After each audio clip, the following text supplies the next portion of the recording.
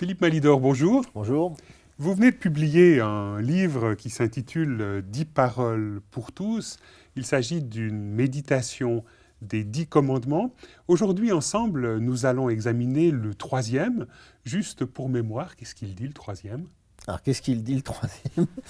Il dit, tu ne prendras pas le nom du Seigneur en vain. Alors ça, c'est la traduction courante. Habituelle, Voilà. oui. La Mais en traduction fait, habituelle. c'est plutôt tu n'utiliseras pas le nom de l'Éternel ton Dieu pour tromper. Voilà, alors ça, c'est une autre traduction qui est un peu moins courante, mais qui se Qui dit vaut. l'essentiel, à Alors votre sens. moi, j'en ai trouvé une excellente dans une version anglaise. C'est « You shall not misuse the name of the Lord ». C'est-à-dire utiliser de travers, exploiter le nom de Dieu. Ce que vous avez rendu par annexé aussi. Oui, c'est ça, annexer Dieu, se le rallier, quoi, le récupérer, faire de la récup. Tu ne feras pas de la récup avec le nom de Dieu, ça serait une traduction pas mauvaise. Et c'est vrai que si on se plonge un peu dans le monde politique de ces 10 dernières années, on a vraiment l'impression que Dieu a été récupéré constamment par un peu tous les bords. Alors là, c'est terrible, on en arrive à regretter l'époque marxiste. Au moins, eux, ils disaient qu'il n'existait pas, mais là, ça a été au contraire un combat de Dieu avec un X, ce qui est assez curieux parce que c'était le combat, enfin c'est toujours le combat de deux monothéismes, à savoir islam contre, on va dire, religion chrétienne pour faire simple. Le match Bush-Ben Laden, comme j'en parle dans le livre. Alors c'est évidemment très affligeant et ça a même quelque chose de ridicule parce que tout le monde dit il n'y a qu'un seul Dieu, mais c'est le mien qui est le bon. Et on va se taper dessus. Et revendiquer des territoires au nom de son propre Dieu. Voilà. Alors ça s'est vu aussi pendant la Réforme, puisque selon l'adage, un roi une fois, Ius regio, ou ius religio, voilà, c'est ça. Si le roi était catho, la population était catho, et si tel prince était protestant, toute la population était protestante aussi. Donc on l'a vu à Genève pendant la Réformation, les catholiques ont été obligés de dégager puisque Genève avait fait le choix de la Réforme, et puis réciproquement. C'est des conceptions qui nous paraissent étonnantes aujourd'hui d'ailleurs. Mais bon, qu'on retrouve quand même de manière très importante au niveau de la politique internationale. Donc là, pour vous, face à un tel usage du nom de Dieu, il y a véritablement un mésusage, il y a une annexion scandaleuse de la personne de Dieu. Oui, puis je dirais des deux côtés. Ce qui est grave, c'est peut-être pas de dire que l'autre est mauvais, parce que bon, ça c'est pas très difficile, on est tous mauvais. De toute façon, vu ce qu'est la nature humaine, ça, c'est guère contestable. C'est de dire l'autre est mauvais, donc je suis l'agent du bien. Ça s'est quand même entendu. Les termes de croisade, on les a entendus. Même si sur le plan américain, le terme de croisade... Croisade n'évoque pas tout à fait la même chose qu'en français. C'est pas tout à fait la même chose, puisqu'on parle de croisade d'évangélisation qui n'ont rien d'agressif. De croisade contre la grippe ou de manière assez... Mais enfin, mais c'est vrai que le terme est chargé. Ils ont vu rouge, puis on peut les comprendre. Mais se prétendre l'agent du bien... sous-entendu ou pas sous-entendu d'ailleurs l'agent de Dieu pour punir les infidèles d'un côté ou de l'autre, bon là c'est quand même quelque chose d'incroyable. Alors je vous propose de réécouter ensemble le texte biblique. Tu n'utiliseras pas le nom de l'Éternel ton Dieu pour tromper, car l'Éternel ne laisse pas impuni celui qui utilise son nom pour tromper. Ce qui est important de mettre en avant, Philippe Malidor, c'est qu'on trouve cette version dans deux passages de l'Ancien Testament, à la fois dans le livre de l'Exode et en même temps dans le livre du Deutéronome. Oui, alors tout à fait. Les 10 commandements ont été donnés 2 fois. Exode chapitre 20, Deutéronome chapitre 5. Alors un petit contexte historique, c'est que dans l'Exode, comme son nom l'indique, c'était au moment de l'Exode, c'est-à-dire la traversée du désert après la libération d'Égypte.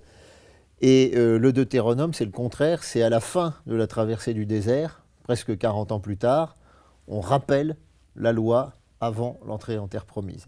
On rappelle ce viatique. Oui, ce viatique, exactement. Oui, tout à fait. Ce viatique qui permet quelque part de conduire son quotidien et d'avancer dans la vie de tous les jours avec ces 10 paroles. On redonne l'équipement, c'est un peu comme la gourde d'eau fraîche dans le désert, voilà.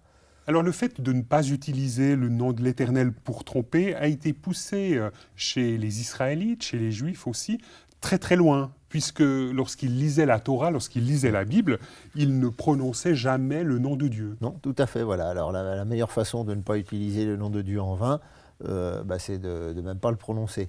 Mais ça peut Oui, là, on peut dériver... peut-être juste expliquer Oui. ce qui se passait concrètement. Lorsque, dans le texte de la Bible, les Juifs pieux arrivaient au nom de Dieu, Oui. ils le Il faisait transformaient. bip. Enfin, je ne sais pas s'il faisait bip, mais c'est un En peu tout cas, comme... ils faisaient Adonai, Voilà, il disait Adonai donc Seigneur, qui et était ils ne Seigneur. lisaient Voilà. pas le tétragramme, Non, donc non. ces 4 consonnes de l'hébreu qui évoquent le nom de Dieu. Voilà.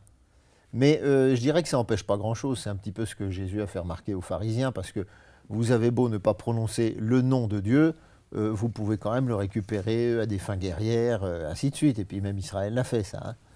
Même s'il ne prononce pas le nom, il récupère l'être, hein, on va dire, éventuellement, hein, pour faire des guerres plus ou moins justifiables, pour lesquelles d'ailleurs ils ont été punis par Dieu. D'ailleurs, vous avez lu l'Éternel ne laissera pas impuni celui qui prend son nom en vain. Autrement dit, celui qui se sert de lui pour faire des actions contestables. Donc il y aurait une sorte de chasse gardée de Dieu par rapport à son nom. Oui, puisque le nom d'ailleurs, le nom équivaut à l'être hein, dans la mentalité biblique. Donc là, s'approprier le nom, c'est quelque part réduire à son image la représentation ou la personne de Dieu. Oui, et puis alors, une fois que vous dites Dieu m'a dit que, ou Dieu m'a ordonné que, qu'est-ce que vous voulez que l'autre en face vous réponde? S'il n'est pas croyant, il va se moquer de vous, puis il rigolera du nom de Dieu, c'est-à-dire que vous aurez contribué à discréditer votre propre Dieu. Et puis, si vous êtes croyant, vous dites, il a dit Dieu m'a dit que, puis de peur de blasphémer, vous allez dire Amen. Et c'est un petit peu ce qui se passe dans certaines églises, on va dire, autocéphales, où le pasteur fait la pluie et le beau temps, ramasse les sous des fidèles, et puis leur dit, Dieu m'a révélé que vous deviez faire ci, vous deviez faire ça, éventuellement... Oui, c'est une sorte de prise de pouvoir. Oui, tout à fait, tout à fait. C'est une usurpation, hein, c'est une usurpation. Mais en même temps, vous, dans votre livre, vous rattachez cette manière d'user en vain du nom de Dieu à une pratique assez quotidienne, c'est celle de certains jurons. Oui, voilà. Alors là, on a la version plutôt, qu'est-ce qu'il faudrait dire, un peu plus soft. Soft, je sais pas, disons anecdotique peut-être. Enfin bon, moi c'est effectivement quand j'étais petit, on m'a appris qu'il fallait pas jurer le nom de Dieu, puis je trouve c'est bien. Hein. C'est bien, puis en même temps c'est un peu... oui, c'est un peu anecdotique parce que Dieu, c'est le nom commun pour Dieu, c'est le théos grec. C'est même pas le nom de Dieu, en fait, Dieu. C'est un nom commun qu'on utilisait pour les dieux.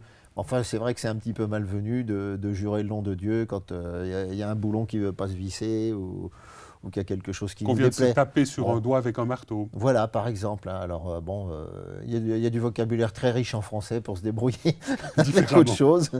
Il m'arrive hélas de le pratiquer, mais bon, voilà. Alors, finalement, selon vous, Philippe Malidor, ce troisième commandement nous permet quelque part d'entrer dans un mode d'emploi correct du nom de Dieu. S'il fallait en quelques mots dire comment utiliser le nom de Dieu en laissant à Dieu sa liberté, sa souveraineté, sa dimension autre.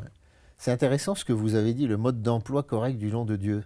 Parce que je suis en train de me demander en vous écoutant, est-ce qu'on doit l'employer quoi hein, ou alors l'employer, je dirais, avec une modestie et toujours cette obsession de ne jamais l'enfermer dans ce que nous-mêmes disons. Il faut toujours se garder une distance critique. Et même par exemple quand on prêche, il m'arrive de prêcher dans une église, faut toujours être très prudent par rapport au discours qu'on tient, surtout quand on engage le nom de Dieu. Il faut être vraiment, vraiment, vraiment très, très prudent. Mais est-ce que vous pousseriez... Ça ne veut pas dire tout relativiser. Hein, oui, ça veut dire qu'on doit tout simplement se taire. Oui, ou se taire. Mais ça veut dire ce que je vous dis en pensant à Dieu ou en lisant sa parole, c'est une parole que j'ai soignée, j'ai prié avant de vous la dire, etc. Mais ça n'est que ma parole. Ce n'est pas un oracle divin. Ou alors, quand on délivre un oracle divin, il y a intérêt à être sûr de soi. Alors, le critère dans la Bible, c'était très simple. Si un prophète vous dit quelque chose de la part de Dieu, vous regardez si ça s'accomplit. Si ça ne s'accomplit pas, c'est qu'il a parlé de sa part à lui et pas de ma part à moi. Et mais bon, parfois c'est un peu difficile de vérifier, il y a du temps qui s'écoule. Et... en général, c'est qu'avec le temps hein, qu'on le sait. Hein. Mais je cite souvent le cas de ces livres de prophétie qui qui ont paru beaucoup dans les années 70 ou 70 pour les Suisses, qui faisaient état de l'URSS qui allait envahir Israël, qui allait bouffer tout le monde, instaurer le marxisme sur toute la terre, etc. Alors relire ces livres de prophétie à 30 ans d'écart, c'est absolument savoureux parce qu'il y a presque tout faux. Et ils ne se sont pas fait faute, ces gens-là, justement, d'utiliser le nom de Dieu en disant qu'eux avaient lu les prophéties, qu'ils les avaient comprises, qu'ils étaient les seuls à les avoir comprises et qu'il fallait qu'on les écoute parce qu'ils étaient de grands inspirés. Bon, alors quand vous lisez des prophéties qui sont faites aujourd'hui, alors il y en a eu autour de l'an 2000, ça s'est beaucoup calmé quand on a franchi l'an 2000 sans être tous ratatinés. Maintenant, avec la grosse crise économique, ça commence à revenir. Bon, alors écoutez ça. Mais comme dit l'apôtre Paul, écoutez tout, retenez ce qui est bon, mais mettez à distance. Mais bon, cet acte de discernement est quand même assez difficile. Il est difficile. Vous auriez quelques pistes pour nous permettre, dans le concret, dans le quotidien, quelque part, de discerner si une de ces paroles vient véritablement de Dieu ou pas? Parce que s'il faut attendre 30 ans pour être fixé, évidemment. C'est peut-être un peu tard pour certains. Oui, tout à fait. Je crois que le critère, alors là je vais parler en bon protestant, le critère c'est déjà de vérifier à l'aune de la Bible. Hein. Alors c'est quand même un peu réducteur et un peu simple ce que je vous dis là, mais si quelqu'un tient des propos en contradiction avec l'Écriture, manifeste, il y a quand même des gros doutes à avoir. Je vous cite une phrase de Frère André qui a fondé un mouvement d'aide à l'Église persécutée. Portes ouvertes. Oui, Portes ouvertes que certains connaissent. Et il disait, si quelqu'un dit, voilà, ma femme ne me convient plus, dans telle église j'ai rencontré telle femme super, et qui demande à un autre chrétien, est-ce que j'ai le droit de l'épouser? Et bien Frère André dit, mais il perd son temps, puisqu'il y a le commandement contre l'adultère. Il n'a pas le droit de tromper sa femme, donc c'est même pas la peine qu'il pose la question. Vous voyez? Donc il y a quelques critères comme ça relativement simples, et alors à ce niveau-là, les 10 commandements sont une grille de lecture tout à fait intéressant. Qui permet d'authentifier, en tout cas en partie, si voilà, une parole vient de Dieu ou pas. Le problème, et là je vais être très décevant par rapport à nos auditeurs, c'est que des recettes de cuisine en matière de foi, il n'y en a pas beaucoup. Je dirais même qu'il n'y en a pas. Il y a quelques principes de vie, on va dire. Alors, Philippe Malidor, on a commencé cette émission en parlant des annexions de Dieu par les politiques. Il y a aussi des annexions de Dieu par les religieux, on en a un petit peu parlé, mais on pourrait être peut-être aussi un petit peu plus institutionnel et plus polémique, en précisant peut-être qu'il y a aussi toutes sortes de religieux qui aujourd'hui se profilent comme détenteurs de la volonté divine et qui, quelque part, mériteraient d'être un peu questionnés. Mais oui, tout à fait. D'ailleurs, il faut toujours les questionner. D'ailleurs, Dieu lui-même se laisse questionner, c'est ça qui est extraordinaire. Quand vous lisez les psaumes et qu'on entend qu'on lit des psalmistes qui disent « Mais Dieu, qu'est-ce que tu fabriques? Tu viens pas me secourir, je comprends rien. Mes ennemis triomphent et puis moi je suis complètement laminé, mais qu'est-ce que tu fabriques? Est-ce bien toi qui nous as sortis d'Égypte? Est-ce que tu es le même Dieu? Est-ce que tu te caches? Est-ce que tu es mort? Pourquoi est-ce que je suis la risée de mes ennemis parce que tu me laisses tomber ?» Alors, vous vous rendez compte, si Dieu se laisse questionner, pourquoi les religieux ne se laisseraient pas questionner? On a le droit, et je dirais même le devoir, de les mettre au pied du mur si, quand ils disent quelque chose, ça nous paraît un petit peu suspect ou contestable. Hein. Tout être humain est contestable. Ce que je vous dis est contestable. Et on peut entrer en débat avec vous et vous poser quelques questions. Voilà, et d'ailleurs, si en lisant ce livre, ça peut susciter des questions, des interrogations, peut-être des révoltes, c'est très bien. Hein. Ça aura mis en route et ça aura permis, quelque part, peut-être, d'affiner un peu sa perception de Dieu. Oui, et puis si ça peut surtout donner l'envie aux gens de se mettre en marche vers la recherche de Dieu, ça sera bien. Alors, trouver Dieu, c'est pas trouver Dieu comme, je sais pas, je trouve une pièce de 3 francs, enfin non, ça n'existe pas les pièces de 3 francs, une pièce de 2 une pièce de 2 francs par terre, vous voyez. Trouver Dieu, c'est de l'ordre de la rencontre, voilà. Mais une fois qu'on l'a rencontré, on ne peut pas dire je le connais parfaitement. On chemine, on entre dans une démarche qui se donne à vivre dans le quotidien. Et voilà, parce que déjà, quand on épouse quelqu'un dans le couple, on n'a jamais fini de connaître la personne avec qui on vit. Elle aura toujours un mystère irréductible. Avec Dieu, a fortiori, c'est la même chose. Donc le connaître, c'est plutôt le connaître dans une vie avec lui que savoir des choses sur lui. Voilà. Des choses sur lui, on en sait, mais finalement fort peu. Hein. Dieu est amour. Voilà. Ça, c'est une chose qu'il nous dit, sur laquelle on peut se fier. Après, il faut discuter du fait comment Dieu est-il amour. Comment est-ce qu'on comprend cela? Voilà. Qu'est-ce que ça veut dire dans mon quotidien? Voilà, parce que vous avez le bon Dieu bien gentil qui va vous passer absolument tout, qui de toute façon finira par vous sauver, même si vous avez tout refusé, même si vous avez trucidé absolument les trois quarts de votre famille et la Et il moitié y a de la le planète. Dieu un peu des 10 commandements qui, quelque part, montre une voie, montre un chemin à suivre. Oui, et puis le Dieu des 10 commandements, vous l'avez lu, dit je ne tiendrai pas pour impuni celui qui prendra mon nom en vain, mais il ne tiendra pas non plus pour innocent, enfin, il ne nous tiendra pas pour innocent de nos actes. Il pardonnera si on lui demande pardon, mais il ne considère pas que tout se vaut et il nous tient pour responsables de nos actes. Alors Dieu est amour, ça va aussi avec ça, parce que Dieu Avec est cette amour et dimension justice. de justice. Voilà. Il faut Et essayer justice. de Oui, tenir oui. un peu ensemble. Parce que l'indifférence au mal, c'est pas la justice. Et c'est pas Dieu. Et c'est pas Dieu, justement. Et comme me disait un ami récemment, il disait, mais moi je souhaite que Dieu soit en colère contre l'injustice. On lui reproche d'ailleurs assez souvent de ne pas intervenir dans tous les maux qui frappent notre planète.